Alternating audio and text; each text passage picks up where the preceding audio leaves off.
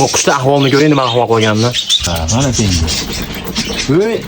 Voy, salto otyapti bu. Endi bu o'ldimikin deb teskari bo'lib oldimikin desam, bu ashunda kayfda yotgan. Ey, aptini qarang. Nima bola bo'lgan? Nima bola bo'lgan bu qushga? Surtib saqlayapti-ku. Bu zapasdan boshqa narsalarim ko'rar ekanda. Ilgari kuni ham bitta post qo'ydim. Qush kelib qoldi, chuchay desam. Haqiqatan ham mashkul kirmadim Valerga.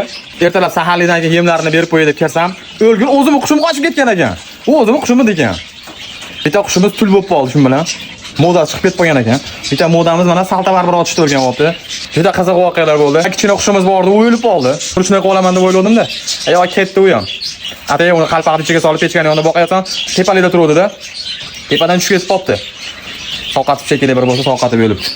Olib kelgan qushlarimiz tuxumlayapti, bolalayapti, ko'z tegmasin. Tuxumlaganlari ochyapti, ko'z tegmasin. Salta baribiramiz tuxumga o'taylar tayyor bo'lib ketibdi. O'taylar bu nima bu deyapti. Faqat cho'ta narimiz dvijeniyadan emas-da.